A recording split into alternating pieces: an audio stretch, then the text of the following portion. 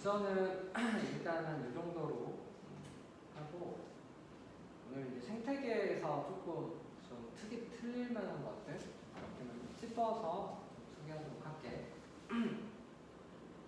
일단은 생태계에서 이제 용어를 일단 알아야 되는데 용어를 이제 개체, 개체군, 분집, 생태계. 그래서 개체는 그치 한 생물체를 그냥 얘기하는 거고 개체군은 무리를 얘기하는 거야. 개체. 그러니까 동종 집단을 얘기하는 거지. 이게 우리도 같은 개체군이지 이렇게 따지면. 동종 집단을 개체군이라고 해 일정적으로는. 그리고 이제 군집은 여러 개체군들의 집합, 그러니까 여러 종이 있는 걸 얘기를 하는 거지. 보통 커뮤니티 할 때 그 꼬뮤니 그 군집이라는 뜻이지. 뭐 사자도 살고, 뭐 늑대도 살고, 뭐 그런 데를 이제 얘기를 하는 거죠. 그리고 저 군집에다가 환경적인 요인까지 합치면 우리가 그걸 생태계라고 얘기를 하는 거니까 생태계에서 생물적 요인이 군집이고, 그치? 비생물적 요인이 이제 환경인 거지. 그걸 합쳐서 우리가 생태계라고 부르는 거고, 군집 안에 여러 개의 개체군들, 종들이 있는 거고, 각각 그 종들에서는 각각 동종 집단 안에 각각 개체들이 있는 거죠. 그치? 그래서 용어를 좀 잘 정리를 해서 알아야 되겠고, 생태계가 어떻게 된다? 생물적 요인하고 비생물적 요인으로 나누는데, 생물적 요인을 우리가 뭐라고 하냐면, 아까 얘기한 것처럼 군집이라고 그냥 생각을 하시면 되겠어. 그래서 군집 안에 이제 여러 가지 이제 개체군이 있을 텐데, 개체군들을 기능에 따라서 이제 생산자, 소비자, 분해자 이렇게 이제 분리를 하는 거죠. 그래서 뭐 광합성을 해가지고 끊임없이 에너지를 생산할 수 있는 그런 친구들, 그리고 그네들을 잡아먹는 애들, 그리고 얘네들이 죽었을 때 처리하는 애들, 이렇게 이제 기능에 따라서 세 개로 이렇게 나눠서, 그렇지? 그래서 얘네들의 이제 상호관계를 일단 보면 이제 비생물적 요인이 생물한테 영향을 주는 것, 이걸 이제 뭐라고 얘기하냐면 작용이라고 해요. 작용. 그리고 생물적 요인이 비생물적 요인한테 영향을 주는 것, 이걸 반작용이라고 해요. 반작용. 그리고 생물 사이에 서로 영향을 받는 것, 이거를 상호작용이라고 해요. 상호작용. 자, 그래서 지금 보면 비생물적인 요인이 생물한테 영향을 주지. 이게 작용인 거야. 이게 작용. 그리고 생물적 요인이 비생물적 요인한테 주는 게 이게 반작용. 그리고 생물적 요인끼리 서로 작용하는 게 이제 상호작용. 이렇게 되는 거지.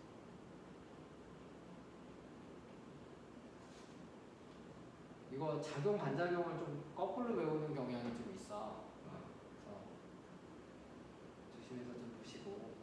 그러니까 이런 거지. 뭐 이렇게 이게 비생물적 요인들이 어떻게 보면 약간 좀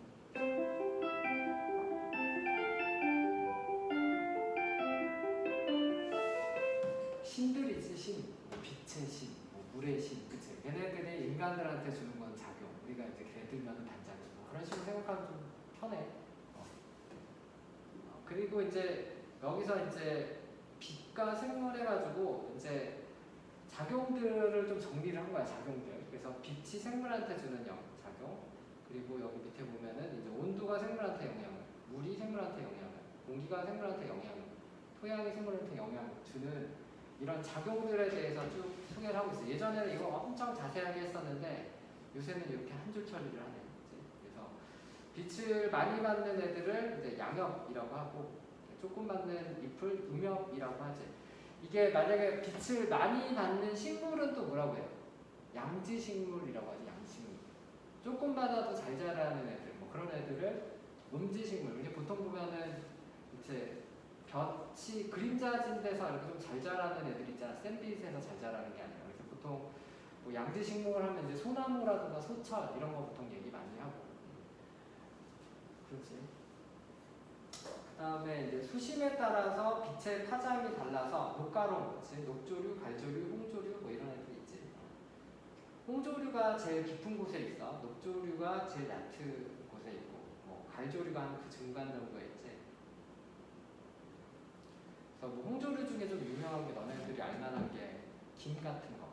그치? 김이 좀 너네들이 아는 김은 파래김이어서 파랗다고 생각할 수도 있는데 김은 원래 빨개져. 파래김이 파랗지. 녹조류니까. 파래는 녹조류고. 미역 같은 게 갈조류야. 미역 같은 거. 자, 그 다음에 이제 북한. 얘네들이 이제 빛하고 이제 관련이 돼 있지. 이건 단일식물, 장일식물 해가지고 이제 밤의 길이가 이렇게 길어지면 이제 피는 꽃, 이제 가을꽃이라고 보통 얘기를 하는 뭐 그런 애들을 우리가 이제 단일식물이라고 얘기해요. 그래서 단일식물의 뭐 독고마리, 코스모스 뭐 이런 애들이 이제 여기 들어갔어. 예전에는 이게 엄청 자세히 나왔었는데 뭐 이 정도 소개하니까. 그리고 이제 닭이 꾀꼬리는 빛을 쬐는 일조 시간이 길어지면 생식을 위해 산란을 한다. 왜 그럴까? 그냥 이거는 그러니까 새들은 알을 낳잖아, 그치? 알을 낳는데 겨울이면 어떡해? 알이 죽겠지. 그러니까는 봄에서 여름으로 가는 길에 낳는 거야. 그러니까 볕이 길어질 때 알을 낳아야지 새끼를 유지할 수가 있는 거지. 그러니까 본능적으로 이제 그걸 아는 거지. 자, 그리고 이제 온도와 생물로 넘어와가지고, 그치? 체온이 이제 변하는 애들하고 뭐 이런 게 나오는데, 이제 여기 나온 그림은 이제 사막여우하고 북극여우지. 보통 이제 추운 데 사는 애들이 등치가 커. 등치가 크고, 이렇게 더운 데 사는 애들이 등치가 작아.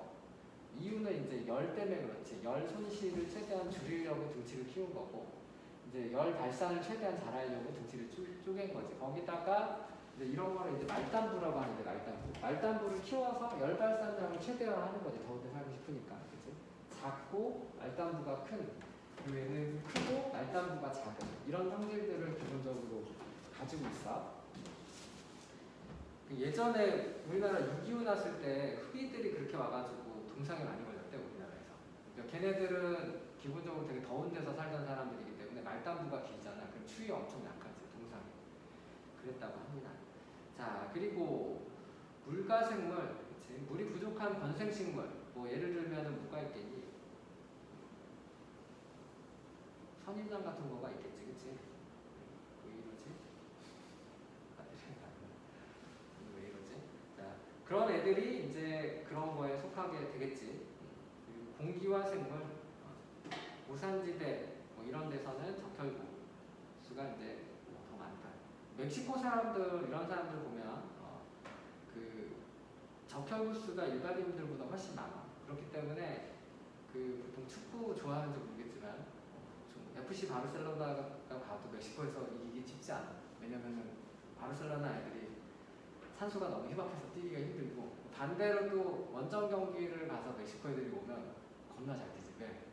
발표 적혈구 수가 많은데 갑자기 산소 농도가 높은 곳으로 갑자기 와버리니까 힘이 넘치는 거야. 그래가지고 멕시코가 항상 월드컵 16강을 항상 통과하지. 이런 거랑 관련이 있다고 실제로.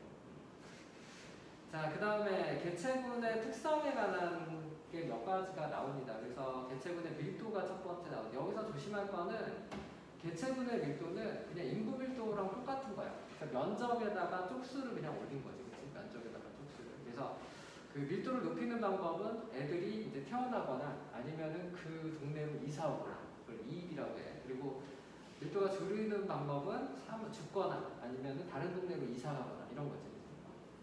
그 다음에 밑에 나오는 게 이제 생장곡선인데, 이게 개체의 생장곡선이 아니라 개체군의 생장곡선이야. 그래서 이거를 좀 잘 보셔야 되겠어. 그래서 원래 이론적으로 이제 생장곡선을 그리자고 한다면 여기서 소개한 것처럼 어떻게 나온다, 이렇게. J자 곡선이 원래 나와. 이렇게 했죠. 먹이랑 이런 게 걱정이 없다면. 그런데 얘네들이 실제로는 S자, 실제로는. 그래서 얘네들이 맥시멈까지 갈 수 있는 이 양을 우리가 환경 수용력이라고 불러. 그리고 얘네들이 이론적으로는 저기까지 갈 수 있는데 결국에는 못 갔잖아. 그러면 이게 이제 뭐 때문에 못 가니? 그럼 여기 있는 이 환경 저항 때문에 못 갔다, 이렇게 생각을 하시면 되겠어요. 환경 저항 때문에. 그래서 노폐물이라든가 공간이 부족하다거나. 그래서 결국에는 환경 수용력을 맥시멈으로 해서 우리가 이제 환경 저항을 받게 되는 거지, 그치? 요게 다 환경 저항이지. 내가 색칠을 여기까지만 했지만 이게 다 환경 저항이라고 할 수 있겠어. 자, 그 다음으로 넘어갈게. 개체군의 생존곡선. 이거는 이제 뭐냐면 상대 수명을 이제 100을 기준으로 했을 때, 우리도 이제 100살까지 살고 하루살이도 2살까지 산다고 가정을 했을 때 끝까지 살아남는 애가 얼마가 되느냐, 뭐 이런 거야. 그래서 즉 1형인 경우가 이제 대표적인 사람의 경우가 1형인 경우가 되게 이런 경우, 그렇지? 그러니까 태어나는 대로 거의 다 살아남는데 자연 수명이 닿을 때까지 사는 거야, 그렇지? 그리고 E형인 경우는 여기 보면 이제 다람쥐, 히드라 같은 애들인데 이게 이렇게 일차곡선처럼 나타나는 애들. 그리고 마지막 3형인 애들은 이렇게 나타나지. 그치? 처음엔 엄청나게 많이 났는데 대부분 죽고 끝까지 자연수명을 마치는 애들은 이제 불이나 어류 뭐 이런 애들. 세 번째 소개하고 있는 게 개체군의 연령 분포. 그래서 이제 왼쪽, 오른쪽이 이제 남녀를 의미하는 거죠. 왼쪽이 남자, 오른쪽이 여자인데 지금 생식 연령 전층이랑 생식 연령층을 딱 비교했을 때 전층이 이렇게 많으면 이거를 우리가 발전형이라고 얘기하죠. 점점점 이 생태계는 이 개체군은 발전을 할 거니까. 그리고 반대로 얘네들이 이제 너무 적으면 쇠퇴를 할 거다 이렇게 얘기를 하는 거고 그 사이에 낀 걸 우리가 안정형이라고 얘기를 해요. 요거는 그냥 가고 개체군의 주기적 변동 이 커브 조금 자세히 좀 봐줘. 얘네들이 이제 그 여기에 사는 돌말에 관한 이야기인데 돌말이 어떻게 이제 살아남는가 뭐 이 얘기야. 근데 어떤 커브인지 사실 색깔이 잘 안 보이기는 한데 돌말이 요게 이제 돌말 커브야. 이렇게 지금 색깔이. 그래서 얘네들이 어떻게 이렇게 되면은 얘네들이 일점세선이라고 하지. 일점세선. 강약, 중강약 이렇게 되지. 뭐야? 강약, 중강약 이런 식으로 지금 배치가 되는데 얘네들이 왜 이렇게 갑자기 봄에 이렇게 쪽수가 많아졌냐 이렇게 하면 일단 뭐가 있냐면 점점 따뜻해져 일단. 점점 따뜻해지는 것도 있고 영양 염료의 양이 일단 많지 처음에. 그래서 이 두 조건이 만족이 돼서 얘가 갑자기 쪽수가 늘어나는 거야. 근데 문제는 뭐냐면 영양 염료의 양이 점점 줄어든다는 거지. 이게 먹이가 줄어들면서 같이 뭐가 줄어드는 거야? 먹이가 줄어들면서 얘네들이 쪽수도 같이 줄어들게 되는 거지. 그리고 뒤에서 보면 수온은 충분히 높아. 그림 보면 이제 빛의 세기에 따라서 수온도 충분히 높은데 이 뒤에서도 이제 막 발전을 하려고 하다가 딱 꺾이지 얘가 여기서 이렇게 딱 꺾여.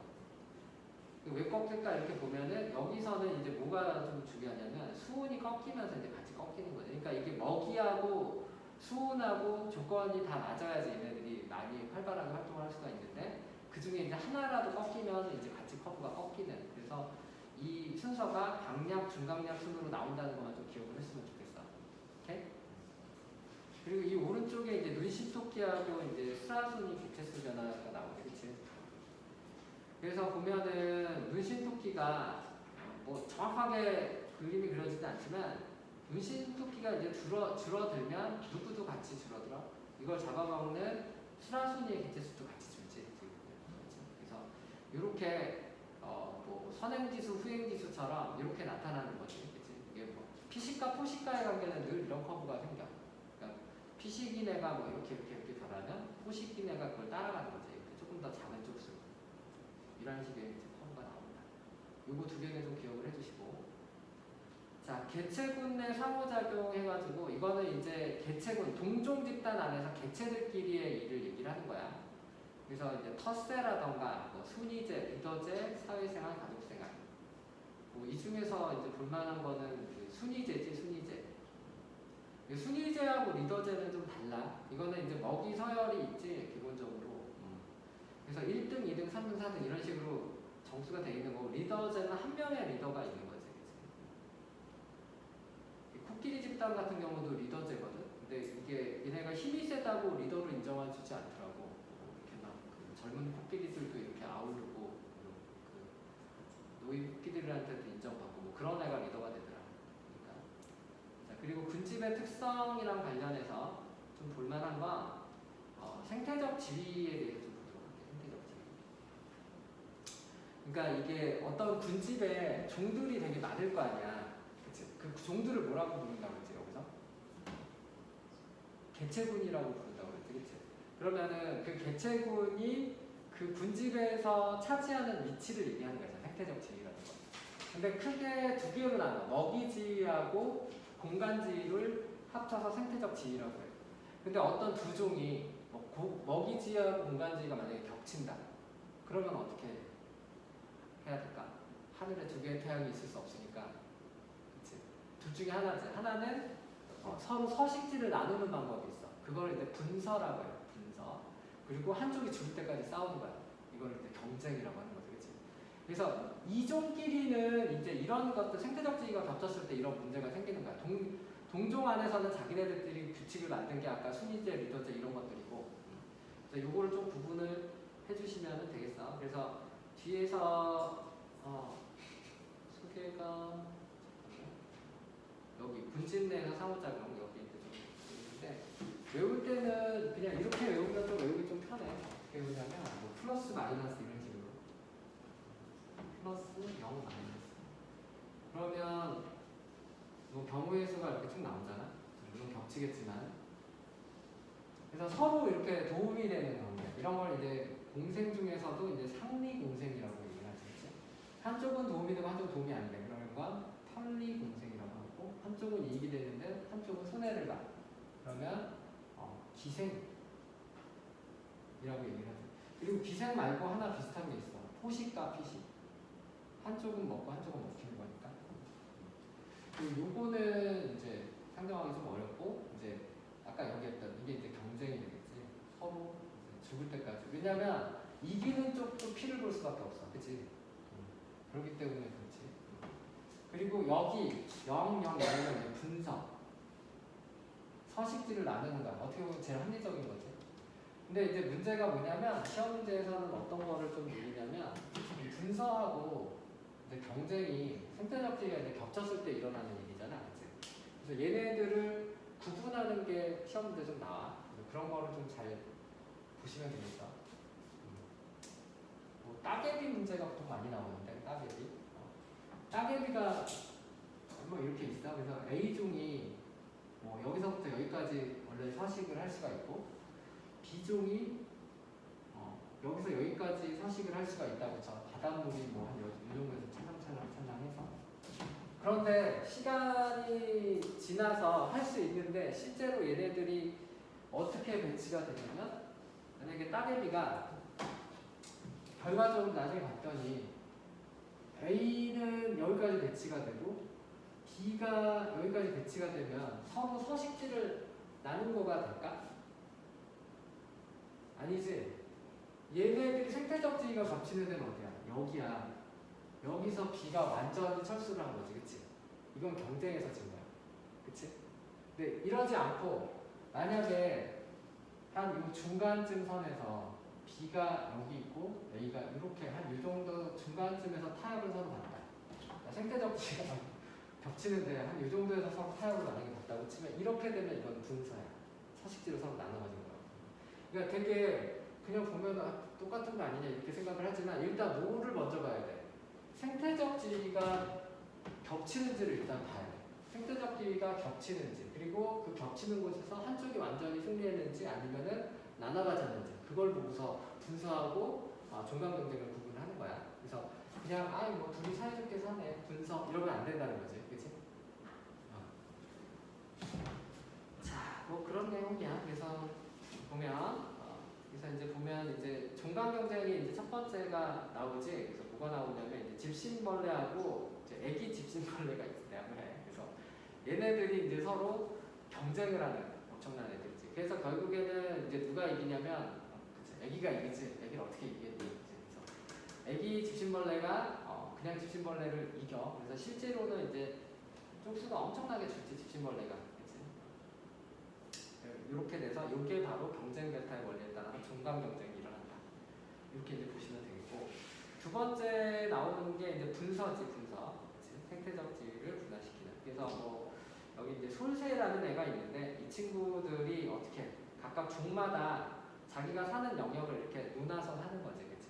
이렇게 사는 거를 우리가 이제 분서라고 하고 이것도 생태적 지위가 비슷한 애들끼리 이런 일을 벌이도록 해요.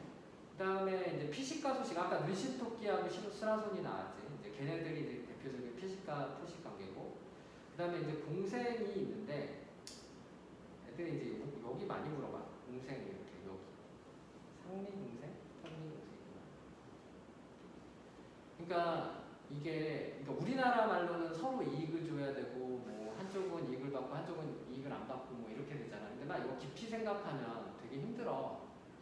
그러니까 뭐 보면 여기 빨판상어와 거북이 이렇게 있고 여기에는 흰동가리하고 말미잘 이렇게 있잖아. 그래서 아니 누가 뭐 둘 다 서로 이익을 받겠지 뭐 이렇게 생각이 들고서 이렇게 하면 거북이가 빨판상어랑 있으면 무겁지 않을까? 뭐 이런 생각을 하기 시작을 하면 어떡하지? 뭐 이런 생각이 들어. 그래가지고 악어하고 악어새 뭐 같아 너네? 악어하고 악어새 상리? 악어하고 악어새 텀리에 넣어 텀리. 그러니까 어떻게 생각하냐면 좋냐면 여기는 분리를 했을 때 한쪽이 죽잖아.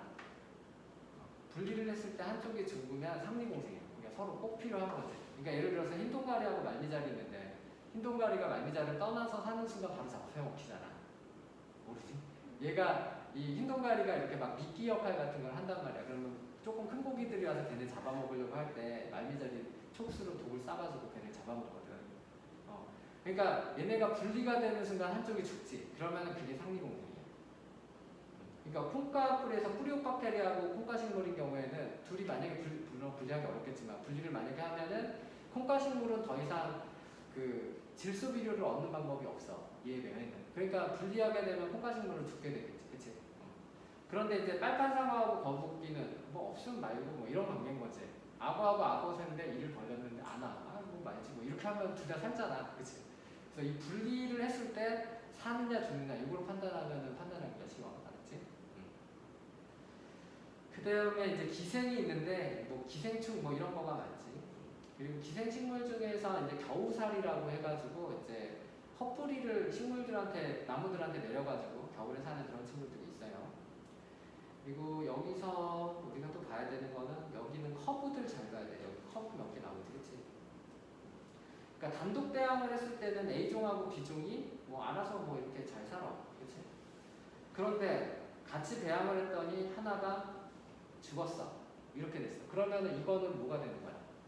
정감 경쟁이 일어난 거지. 그치? 한쪽이 죽었으니까. 그치?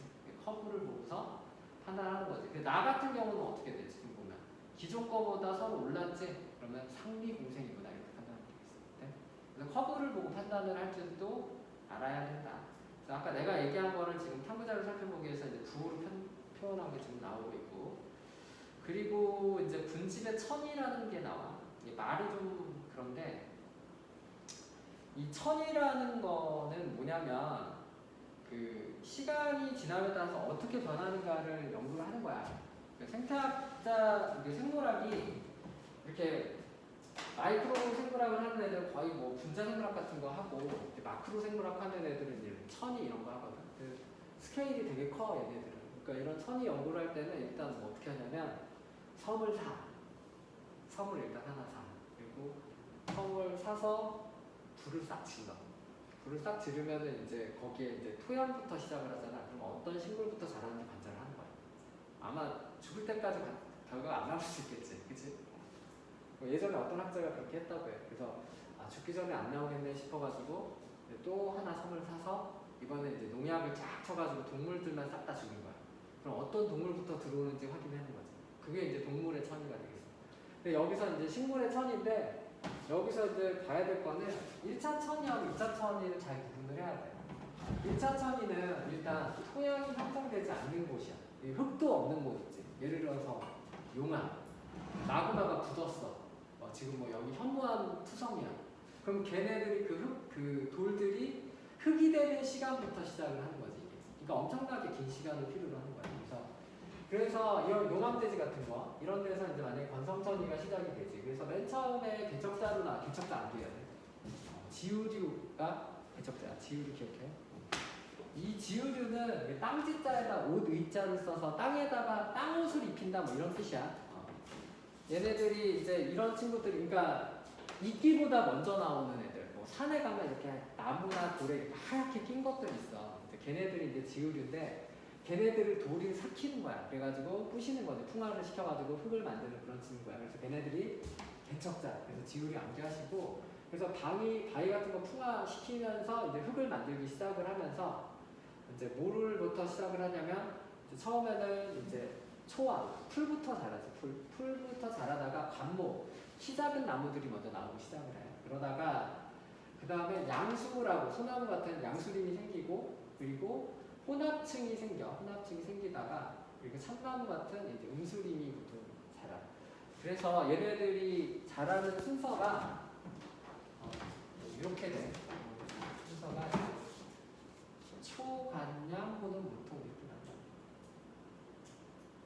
그러니까 초원, 간목, 양수림, 혼합립, 음수림 이 순서야. 초간양 호흡인데 이게 왜 이 양수림부터 나타나느냐 이거를 좀 얘기를 해보면 이런 소나무 같은 애들은 빛을 엄청 좋아하는 애들이지, 그치? 근데 음수림 묘목들은 빛이 조금 있어도 살 수가 있어. 이게 공존이 가능하단 말이야. 이렇게 되는 게.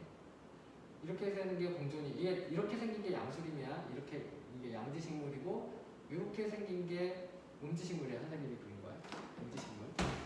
그러니까 참나무랑 이렇게 소나무가 이렇게 공존이 가능해, 그치? 근데 반대의 경우를 생각을 해봐. 참나무가 막 울창한데 소나무가 있어. 얘 못 살아. 얘 무조건 죽어. 왜냐면 위에 빛을 얘가 전부 다 차단해서 다 먹거든. 그러니까 얘는 빛이 많아야 사는 거니까 이렇게 묘목이랑 공존을 할 수가 없는 거야. 그러니까 일단 음수림이 많이 자라가지고 막 얘가 이따시만 해주는 순간 얘네들은 죽는 거야.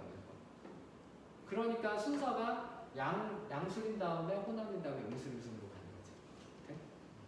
그래서 초간양 혼음순으로 이렇게 되고, 그리고 이거를 이제 음수림이 됐을 때는 우리가 이제 극상이라고 해요. 극상. 영어로 뭐 클라이막스라고 하는데 이게 극상이 되는 게 꼭 우리한테 좋은 거는 아니야. 이게 극상이 돼버리면 너무 울창해가지고 빛 하나조차 들어오지 않는 그런 숲 있잖아. 까만 밤 같은 숲 있잖아. 막 거미 자라고 뭐 이렇게 막 햇빛도 좀 들어오고 뭐 사슴도 뛰어댕기고 뭐 산수유 열매도 먹고 이런 게 한 양수림 정도라고 한다면, 음수림, 혼합림이라고 한다면, 음수림은 좀 그렇게 하기 좀 힘들죠. 그래서 그 전에 보통 많이 베어내.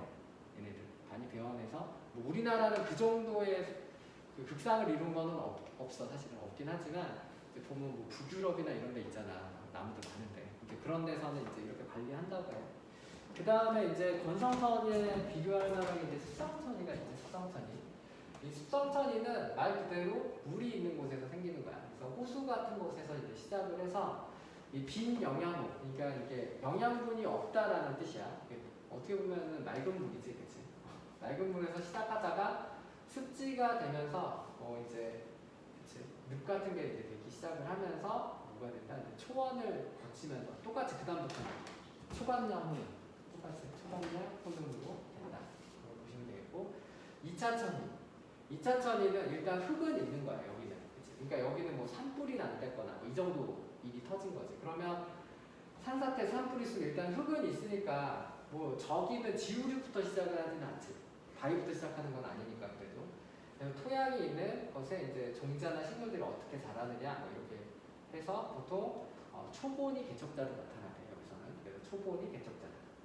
시험 문제는 사실 지우류가 잘 나오지만 2차천에서 초본이 개척자가 되겠지. 그래서 마지막 단계를 극상, 클라이막스라고 한다. 그래서 초간양 혼음이 된다. 이거 기억해 주시고, 문제 뭐 뒤에 거 이런 거 쭈루루루 암기하시면 됩니다. 그리고 조금 봐야 되는 게 암기할 때 좀 필요한 거 몇 가지 좀 확인하고 갈게요. 뒤로 가면 이제 총생산량, 호흡량, 순생산량, 생산량 뭐 이런 게 막 나와. 사실은 읽어보면 무슨 말인지 다 알아 여기. 그런데 문제를 풀 때는 되게 헷갈려. 실제로 문제를 풀면. 그렇기 때문에 그냥 여기 있는 값들을 암기를 좀 해줘. 암기를. 그러니까 총생산량은 말 그대로 생산자가 만든 유기물의 총량이지. 그러니까 일정 기간이라는 얘기는 시간텀당 얼마다 이런 데 얘기가 속도 개념이긴 한데, 아무튼 유기물의 총량을 총생산량이라고 해. 그치? 그러면 얘네들이 호흡량이면 얘네들이 자기 사는데 필요한 에너지를 호흡해서 뽑을 거 아니야. 그치? 그러면 그 나머지에 해당하는 게 뭐가 되겠어? 순생산량이 된다는 거지. 그치? 순생산량. 그런데 이 순생산량이 또 어떻게 나눠지냐면 피시수량, 보사량, 낙엽량, 생산량. 그러니까 뭐 어떤 나무가 호흡을 하고서 자기 몸뚱이를 만들어 총생산량이 있으면 뭐 토끼풀이라고 한다면 뭐 토끼가 좀 먹겠지. 그치? 그리고 비가 잘 못 자라서 말라서 죽은 애들도 있을 거고. 그치? 그리고 스스로 키 자라는 데 쓰는 애가 있을 거야. 그걸 그냥 생장량이라고 해. 별로 어려운 내용은 아니야. 그치? 그래서 생장에 이용된 유기물의 총량, 이거를 순생산량이라고 하는데, 막 이렇게 정리하고 나면 어떡하지? 뭐 이런 생각이 좀 들 때가 있어서 앞잡다서 암기하는 게 제일 좋다. 여기는. 네? 그래서 어떻게 암기를 하냐면 총호순 이렇게 암기해줘. 총호순. 덧셈으로 암기하는 게 좋아. 그러니까 총 생산량은 어떻게 한다고? 호흡량하고 순생산량이다 이렇게. 총호순. 그 다음에 순생산량은 그럼 어떻게 해야 돼? 순생산량은 순피고생 이렇게 하면 되겠지. 순피고생. 앞자 따서 총호순, 순피고생 이렇게 암기하시고, 이 피식량이 동물 입장에서는 뭐가 되는 거지? 포식량, 섭식량이 되는 거지. 이게 섭식량. 토끼가 먹은 거야, 그렇지? 그러면 이걸 가지고 이제 얘는 먹고 살아야 되잖아, 그렇지? 그래서 섭식량은 또 어떻게 나누면 섭, 동, 대. 여기 이제 섭식량은 섭, 동, 대 이렇게 하면 되지. 동화량이랑 대출량을 합치면 되는 거고, 여기는 이제 동화량. 동화량은 동호 피자생. 그러니까 동화량은 자기가 호흡해서 에너지 쓴 거랑 토끼가 늑대한테 먹혔어. 아니면 자연사를 했어. 혹은 토끼가 키 크는 데 썼어. 이렇게 된다는 거야. 이쪽으로 좀 그런가? 선생님이 토끼풀을 먹었어. 내가 에너지를 받았잖아. 그러면 내가 이 에너지를 어떻게 했지? 똥으로 데치는 게 있을 거야. 그럼 나머지는 이제 내가 에너지를 섭취를 했을 거 아니야. 그러면 그거를 쓸 때 일단 내가 사는데 썼겠지. 호흡량. 에너지를 얻기 위해서 호흡을 하고, 그리고 어떤 토끼들은 늑대한테 잡혀 먹힐 수가 있잖아. 그치? 그리고 또 그 중에 또 일부는 그 에너지를 자기 키 크는 데 쓸 수 있겠지. 그치? 그래서 읽어보면은 다 이해가 가. 별거 아니구나. 근데 문제를 풀 때는 되게 헷갈린단 말이지. 그래서 덧셈으로 해서 그냥 앞자를 따서 암기하는 게 문제 풀 때 되게 편해. 그래서 이거는 일단 이렇게 암기해 놓고, 그래서 왜 그러겠나 보다. 아마 그런 생각을 했어요. 그러니까 앞자 따서 총호순, 순피고생, 섭동배, 동호피자생 이렇게 암기하시면 되고요. 그 다음에 에너지 효율. 이것도 좀 설명할 게 있긴 한데 일단 뒤를 먼저 보고,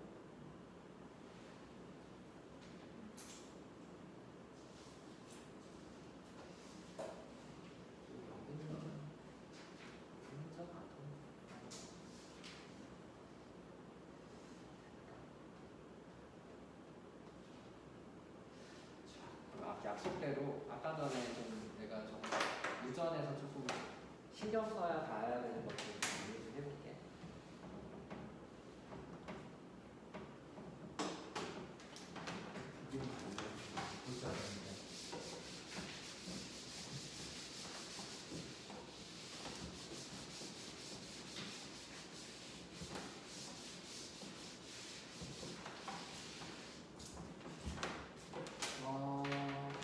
지금 선생님이 좀 설명을 하려고 하는 거는 뭐냐면 복대리에 대해서 좀 설명을 하려고 하는 거야. 복대리. 아까 이제 복대리 타다가 이제 ABO식만 하나 딱 보고 왔잖아. 근데 이제 복대리이 좀 복잡해. 딱 봐도. 왜냐면은 이제 두 개씩 라잘, 스몰알 나와도 복잡한데 A, B, D 뭐 이런 식으로 나오니까 되게 많단 말이야. 그래서 제일 간단한 거부터 좀 소개를 할 테니까 한번 봐봐. 복대리인데 우열관계가 분명한 경우, 그러니까 A랑 B랑 D랑 이렇게 돼 있는 이런 케이스를 한번 설명을 해볼게. 그러면 여기서 나올 수 있는, 이게 지금 표현형이야. 표현형인데 유전자형이 뭐가 있을까 생각을 해보면 AA, 그치? 그 다음에 AB, AD 이런 경우의 수가 있겠지. 네? B가 발현되는 거는 BB 하고 BD 이런 경우의 수가 있겠지.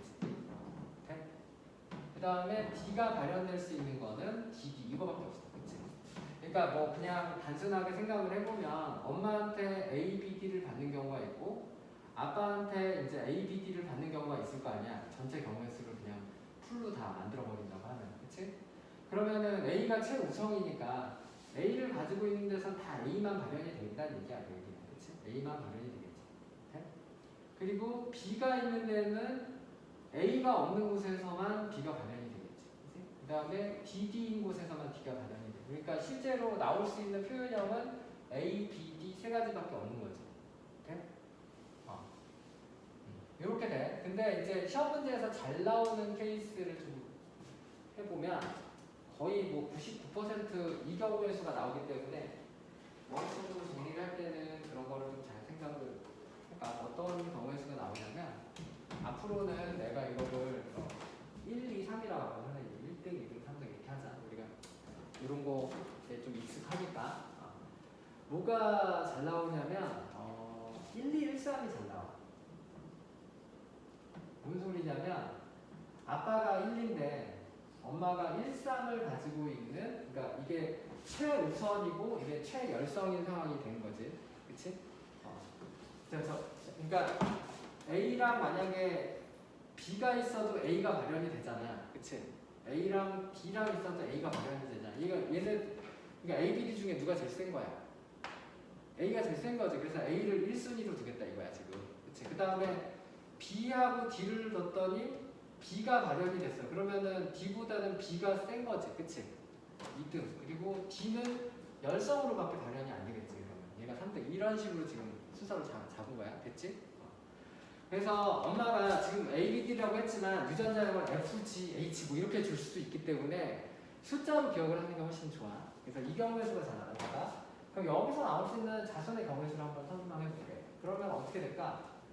11, 그치? 11인 케이스가 있고 13인 케이스, 12인 케이스, 23인 케이스 이렇게 나오지. 되니? 그럼 발현형이 어떻게 되냐면 11이니까 얘는 1로 나올 거고 얘도 1로 나올 거지. 얘도 얼마가 돼? 1로 나오고 얘는 2로 나오지. 이렇게 나와. 그러면 얘는 발현이 어떻게 되지? 1로 나올 거고 얘는 1로 나오지. 맞아? 이거 마치 뭐랑 똑같지? 갑툭튀랑 좀 똑같지. 그러니까 부모한테 어떤 형질이 갑자기 나와. 그치? 갑자기 나오면 이제 무슨 생각을 하면 되냐면 얘 갑툭튀인가? 뭐 이런 생각을 하는 거지. 네?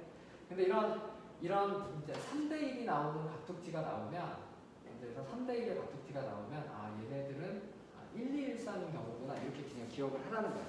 이 케이스밖에 없기 때문에. 왜냐면 다른 거는 해보면 숫자가 특징적인 숫자가 안 나와. 그러니까 이렇게 해도 해석이 쭉 되고 저렇게 해도 해석이 쭉 되는 그런 경우였어요. 실제로 해보면. 시간이 짧기 때문에 내가 이거를 너네들한테 그 케이스를 다 보여주고 싶지만 그런 거는 좀 시간상 불가능하니까 이 케이스를 그러니까 기억을 해주시라는 거예요. 다 한번 손에 문제를 내볼게. 자, 만약에 이제 검은색, 봐봐. 검은색 날개 털을 가지고 있는 뭐라고 할까? 초파리가 있다고 쳐봐. 검은색 날개에 있는 초파리가 있는데 자식이 나왔는데, 그러니까 지금 복대립이라는 전제하에 검은색인 애하고 붉은색인 애가 3대1로 나왔다. 이렇게 나오면 뭐를 생각을 하라고? 1312구나 이 생각을 하라는 얘기예요, 선생님이. 그래서 어떻게 생각을 하면 되냐면 그래서 이 3을 먹은 애가 이 검은색이 아까 1, 2, 3이잖아? 1, 2, 3 어차피 서열이 있으니까 여기 중에 검은색이 얘가 제일 센 애구나 이렇게 생각을 하면 된다는 거지. 1번에 검은색이 있는 거고 그 다음에 이제 이 붉은색은 여기에 얘가 2, 3, 그치?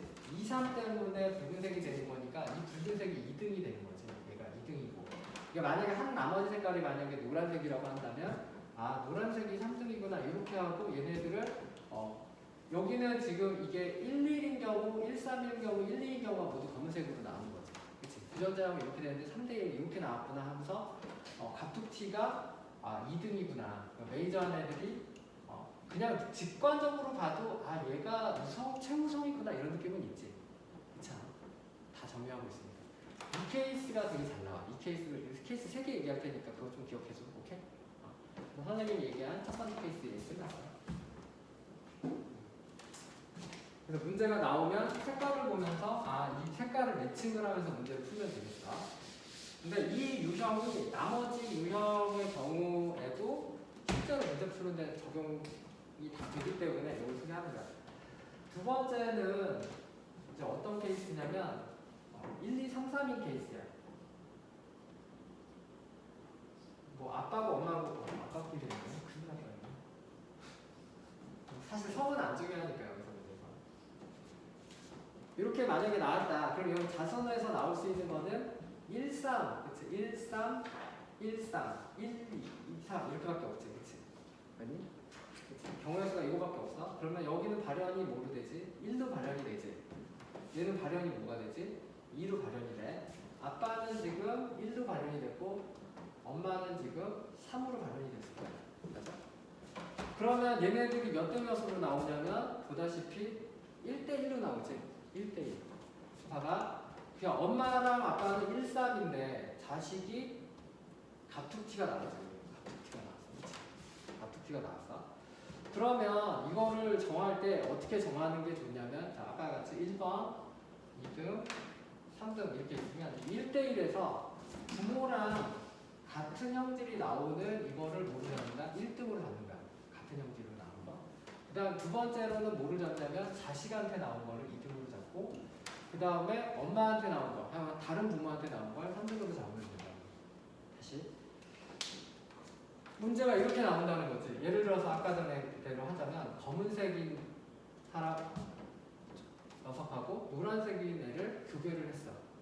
그랬더니 자식이 검은색이랑 붉은색이 나왔는데 이게 1대1로 나온다는 거지.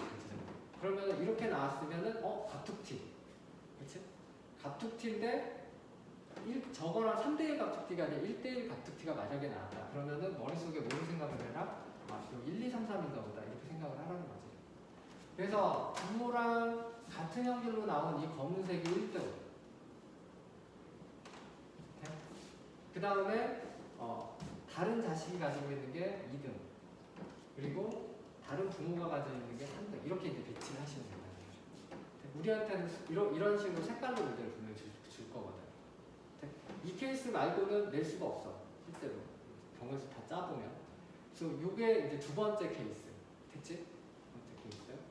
마지막 하나만 더 소개하고.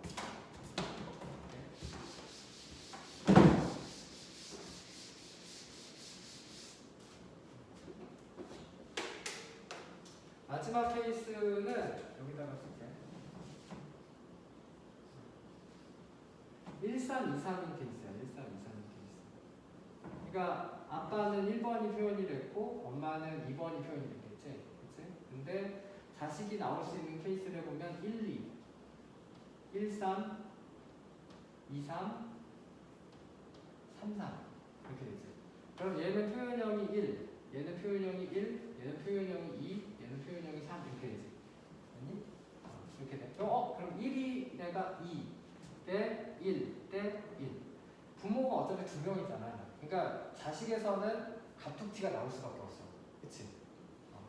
그래서 부모한테 어떤 갑툭튀 하나가 뭐가 되냐면 3번이 되는 거고 부모하고 같은 애가 뭐가 된다?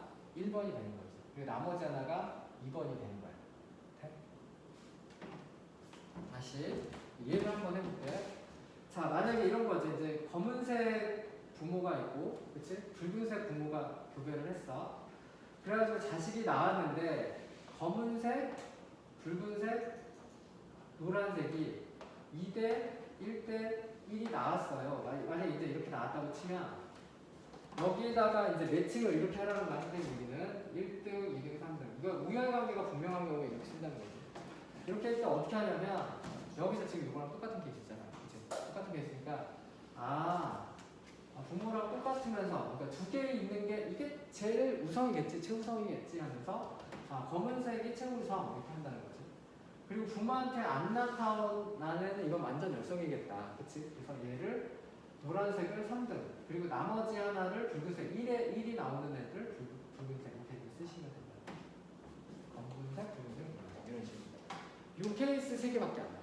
이 케이스 3개. 근데 만약에 이거를 시험장에서 생각을 한다. 그러면 머리가 되게 복잡해. 한 10분 지났는데 어떡하지? 이런 상황이 딱 닥치기 때문에 일단 이 케이스는 머릿속에 암기를 하는 게 좋아. 그래서 결과적으로는 그치? 1, 2, 1, 3, 1, 2, 3, 4. 그 다음에 1, 3, 2, 3. 1, 3, 2, 3. 이렇게 되겠지. 그래서 이 케이스 3개를 암기해서 문제를 푸는 거야. 근데 그 ABO형이나 이런 거 문제를 풀 때도 실제로는 그 안에서 사실은 다 움직여. 그러니까 시간이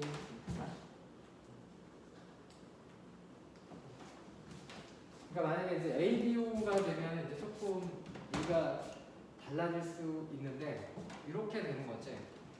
문제에서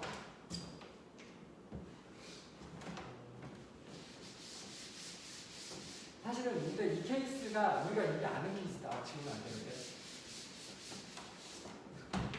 지금 안 되는데. 아까 1, 2, 3, 4였나?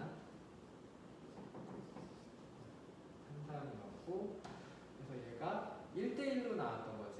1, 3, 2, 3, 1 1대1로 나오는 케이스예요.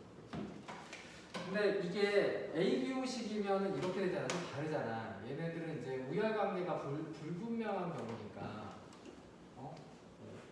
이렇게 되는 경우잖아. 그러면 이런 거도 써먹을 수 있느냐? 써먹을 수가 있어. 봐봐. 하나를 1로 먹어, 하나를 2로 먹고 1하고 2는 우열관계가 없다고 생각을 하는 거야. 그리고 나머지 3이라고 생각을 하면 이런 거지. 예를 들어서 이게 지금까지 우리가 알았던 것 중에 뭐냐면 이게 지금 이쪽이 이제 AB형인데 이쪽이 이제 O형인 애를 만드는 거지. 그럼 여기서 나올 수 있는 애는 A5형, B5형밖에 만들 수 없다. 이뭐 4인 가족 세트 암기할 때 썼던 이 케이스가 사실은 1, 2, 3, 4인 케이스랑 똑같은 거지. 이제 단지 다른 점은 뭐야? 앞에서는 이거를 발현을 할 때 뭐라고 표현하냐면 1이 표현된다고 했죠. 왜냐면 A가 우성이니까. 근데 여기서는 다른 점은 이게 1, 2가 동시에 표현된다는 것만 다른 거지. 그리고 얘도 3으로 표시된다는 거. 요 부분은 여기는 똑같고 여기가 1, 2가 된다는 거야. 그리고 여기에서는 이게 1, 2가 되는데 여기서도 A5형, B형 나오지. 이게 결과적으로 보면 부모한테 다른 자손이 나오기는 하는 거 맞지? 보여? 그치? 그러니까 아까는 부모랑 다른 애가 한 명이었는데, 그치? 왜냐면 1, 3에서 1, 2가 태어났기 때문에 하나가 다른 애가 태어났는데 이렇게 불분명한 경우에는 부모랑 둘 다 다른 애가 1대1로 나타나는 건 맞아. 그러니까 이것도 박툭튀인 건 확실하잖아. 오케이? 그러면은 여기다가 이렇게 써놓고 박툭튀인데 1대1인데 둘 다 안 나왔네. 그러면은 지금 자식에서 나온 거가 그러니까 부모한테 나온 게 이게 3등이고 나머지는 1, 2가 정해지나 보다. 그냥 이렇게 적용을 하면 똑같이 적용할 수 있다는 거야. 오케이? 다시 이쪽으로 가볼게. 이것도 이제 A형이랑 똑같아. 여기 만약에 이게 A형이면 이게 B형이고, 그치? 그리고 이게 A5형 이렇게 되는 거지. 그러면 여기서 얘네들이 이제 나올 수 있는 게 뭐 AA형, A5형, 그 다음에 이제 B5형하고 AB형, B5형 이렇게 나오는 거지. AB형, B5형. 그러면 이제 여기서도 3대 1인데 그렇게 안 나타나는 거가 이제 뭐 때문에 그런 거냐면 여기 이제 A형 두 개에다가 B형 하나, 그 다음에 그러니까 A형 둘, A형 한 명, B형 한 명이 이렇게 나타나게 되는데 결과적으로 보면 아까 A형이고 엄마가 A5형이야. 그럼 A형이라는 얘기지. A형이니까 똑같고 그 다음에 AB형이니까 결국엔 똑같지. 갑툭튀가 나온다는 사실은 똑같아. 갑툭튀가 나오는데 아까 전에는 이제 3대1 갑툭튀였는데 여기서는 2대1대1 갑툭튀가 되는 거지.